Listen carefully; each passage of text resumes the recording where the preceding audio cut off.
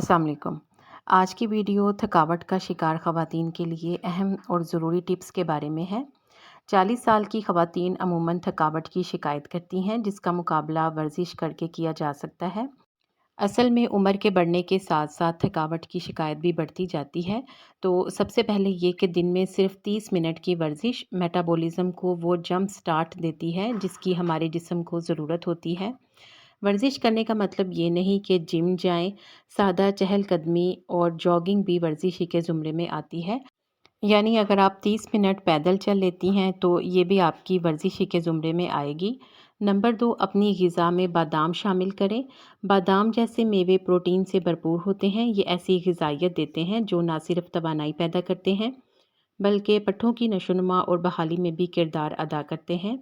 मुट्ठी भर बादाम खाने से पेट भरा हुआ महसूस होता है और भूख कम लगती है।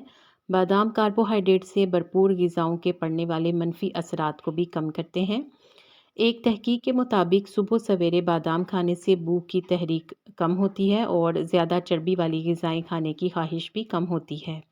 अपनी ग़िज़ा में बादाम को शामिल करने के अलावा जामे तौर पर अपनी ग़िज़ा के ऊपर तवज्जो मरकूज़ करें। यानी बहुत सी ख़वातीन भूख कम लगने की शिकायत करती हैं या फिर उनको ज़्यादा खाने की ख्वाहिश होती है।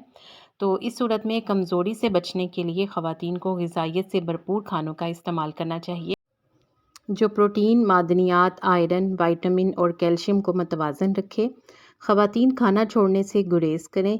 अपनी ग़िज़ा में ज़्यादा से ज़्यादा पत्तों वाली सब्ज़ियाँ, मौसमी फल और गोश्त शामिल करें। अगर आपकी उम्र भी 40 साल या उससे ज़ायद है तो आप भी इन टिप्स से भरपूर फ़ायदा उठाएं। उम्मीद करती हूँ कि आपने वीडियो को लाइक कर दिया होगा और मज़ीद अच्छी टिप्स को जानने के लिए चैनल को भी सब्सक्राइब कर दें। आपका बहुत शुक्रिया।